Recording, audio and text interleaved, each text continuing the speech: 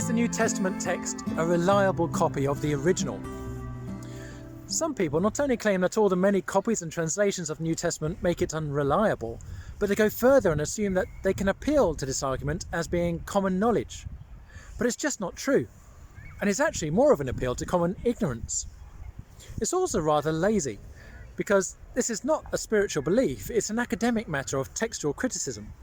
And those who make the effort to see if the New Testament really is reliable as an ancient text will find those who have done their research. And they conclude that the New Testament really does stand up to textual criticism and has more and better manuscript evidence for its reliability than any other historical documents from the same era. Greg Kukul from Stand to Reason, I'll give his website below, writes this: "The objection at first glance is compelling.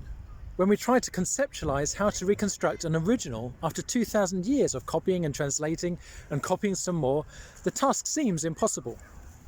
The skepticism, though, is based on two misconceptions about the transmission of ancient documents like the New Testament.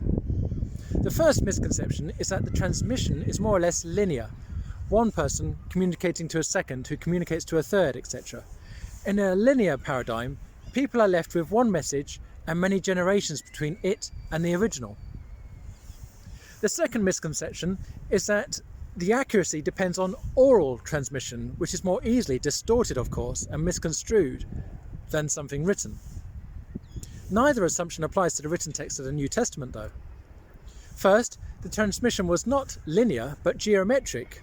For example, one letter then gave birth to 5 copies, which became 25 copies, which became 200, and so on. Secondly, the transmission in question was done in writing, and written manuscripts can be tested in a way that oral communications cannot be. This issue is no longer contested by non-Christian scholars, and for good reason. Simply put, if we reject the authenticity of the New Testament on textual grounds, we'd have to reject every ancient work of antiquity and declare null and void every piece of historical information from written sources prior to the beginning of the 2nd millennium AD. Has the New Testament been altered? Critical academic analysis says it has not. The New Testament as we have it today is a reliable copy of the original.